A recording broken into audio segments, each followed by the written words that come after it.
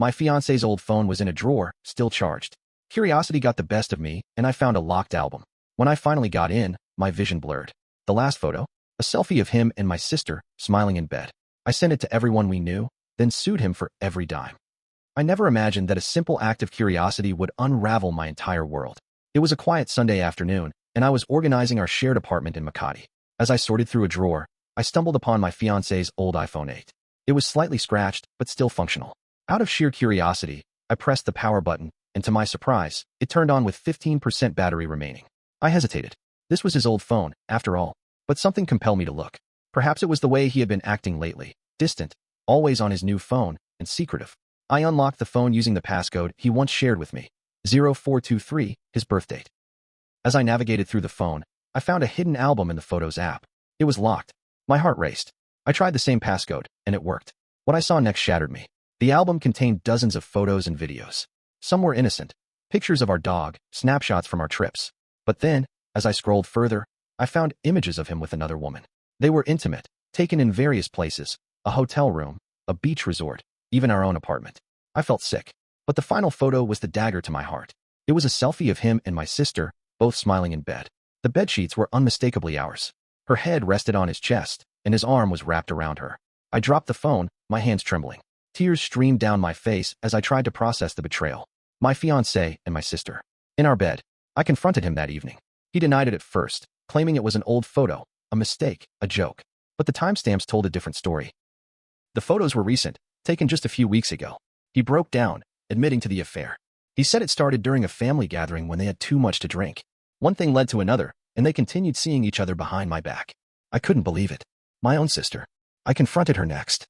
She was unapologetic, saying that he made her feel special, that they had a connection I could never understand. I was devastated. I couldn't keep this to myself. I sent the incriminating photo to our family group chat, to his friends, to our colleagues. Everyone needed to know the truth. The reactions were mixed. Some were shocked, others sympathetic. My parents were heartbroken, unable to comprehend how their daughters could be torn apart like this. I moved out of our apartment and stayed with a close friend. The days that followed were a blur of pain, anger, and disbelief. In the Philippines, adultery is a criminal offense. I consulted a lawyer and decided to press charges against him. The legal process was grueling, but I was determined to seek justice. He tried to apologize, to make amends, but it was too late. The damage was done. It's been a year since that fateful day. I've moved on, focusing on my career and personal growth. The scars remain, but they've made me stronger. I've learned to trust again, to open my heart to new possibilities. And while the pain of betrayal still lingers, I know that I deserve happiness and love. If there's one thing I've learned, it's that betrayal cuts deep, especially when it comes from those you hold dear. But even in the darkest moments, there's a path to healing and redemption. To anyone going through a similar experience, know that you're not alone. Seek support, stand up for yourself, and never settle for less than you deserve. I thought the worst part was over after I sent that photo. I thought once everyone knew, I could start moving on. But things didn't calm down. They got worse. A week after the photo went out, my phone started blowing up. Unknown numbers, messages from strangers, screenshots. Apparently, my sister and ex-fiancé had decided to spin the story their way. They told people I'd been unstable, paranoid, controlling, that I'd gone through his phone without permission, that I was the one who ruined everything. And somehow, people started believing it. I lost friends. Some of his cousins blocked me. A few people from work, people I used to have lunch with, stopped talking to me completely.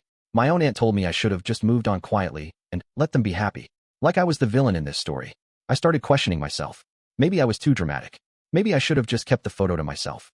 Maybe I shouldn't have gone through the phone. But then I remembered that image. My sister's head on his chest, in my bed, in my apartment, while I was probably in the kitchen or at work or doing God knows what. No, I wasn't crazy. I wasn't wrong. They were. Still, it didn't change the fact that everything felt like it was crumbling.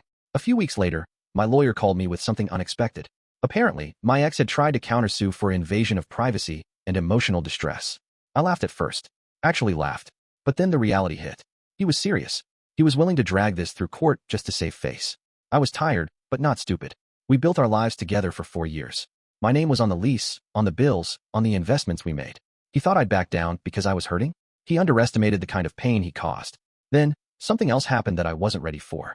One night, I got a message from an unfamiliar Facebook account. No profile picture. Just one sentence. You don't know the full story. At first, I thought it was one of their friends, trying to mess with me. I deleted it. But the messages kept coming. They've been together longer than you think. He's done this before. You're not the first. You should check the Manila condo under his name. I didn't want to go down another rabbit hole, But I couldn't ignore it either. I asked my lawyer to do a little digging, and what we found blew everything open. That condo? It wasn't just his. My sister's name was on it too. It had been bought 6 months before we got engaged. He proposed to me while secretly co-owning a love nest with my own sister. I stared at the documents for a long time. Names, dates, signatures. All of it real. All of it there. I felt like I couldn't breathe. Like the room was shrinking. The engagement ring he gave me, was that a joke? Some sick dare between them? How long were they planning this? I printed out every document, every photo, every chat log, and brought it straight to my lawyer. We added fraud and emotional distress to the lawsuit. I wasn't just going after him anymore. I was going after both of them. But that's not where it ends. A few days after the legal update, I started getting followed. At first, I thought I was imagining it. Just anxiety playing tricks on me. But then it kept happening. A car parked outside my friend's condo, same one, every night. A guy lingering too long near my workplace. Someone clearly taking photos of me in the grocery store. I reported it to the police, but they said without a license plate or direct threat, there wasn't much they could do. Then one night, someone left a package at my friend's doorstep. No label. No note. Just a small box with an old USB inside. We were both scared to open it. But curiosity got the best of me again. We plugged it into her laptop, and what popped up made me want to scream. Photos. Dozens of them. Of me. Walking to work. Buying coffee. At the gym. All taken from a distance. Some from across the street. Some from above, like from an apartment window. Whoever sent the messages, whoever left that USB, they weren't lying.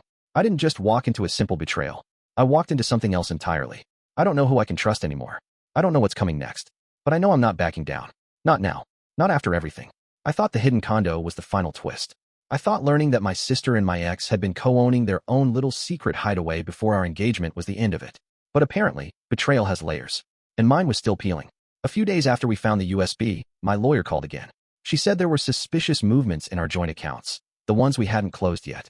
I thought they were frozen, but turns out, he'd somehow managed to siphon off nearly 200,000 Cuban pesos over the past month. Little by little, hidden under vague transaction labels, consultation, maintenance, grocery. He didn't even try that hard. So I confronted him. Again, this time through a legal letter, because I was done speaking to him directly.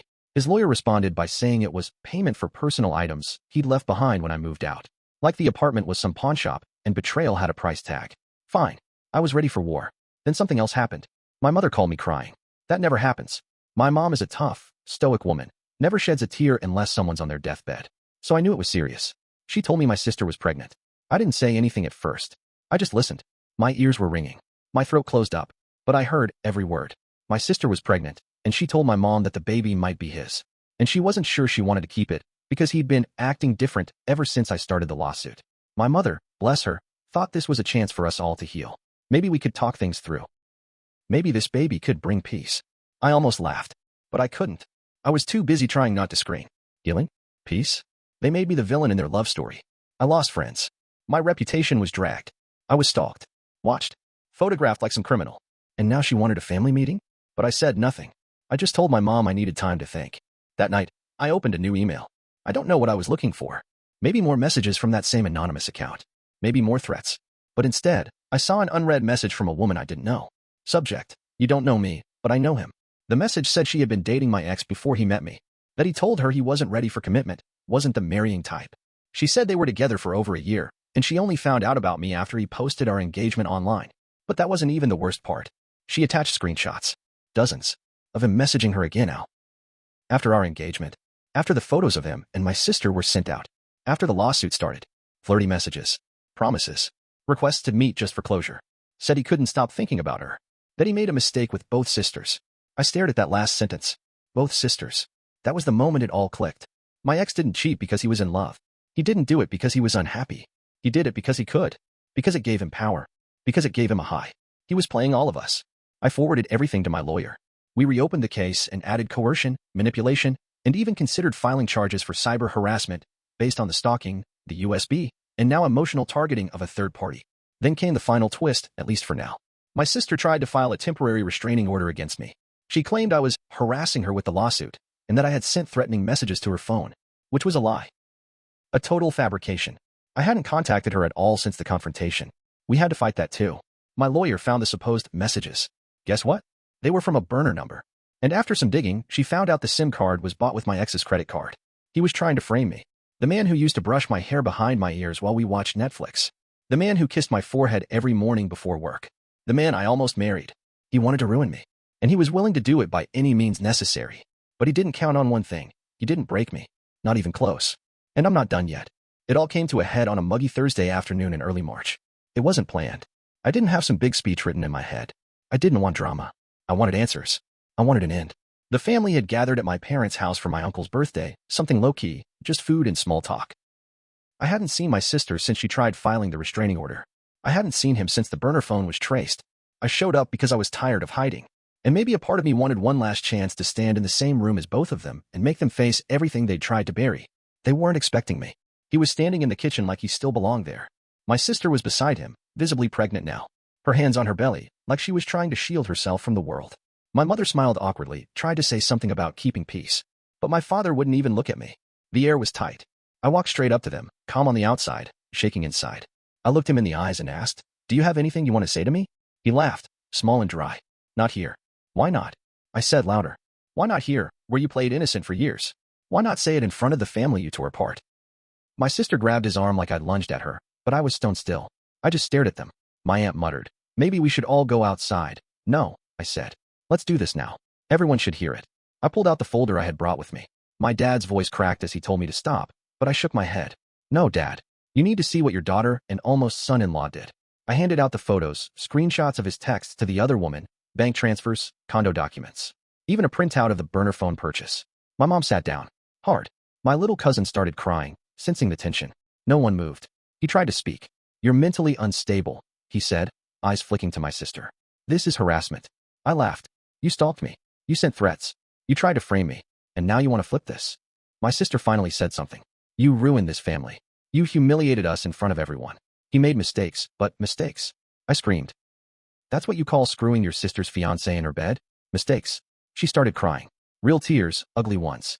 She collapsed into a chair and sobbed like she was the one betrayed. My mom stood up, tried to hold her, but I could see it. The doubt in her eyes. The horror.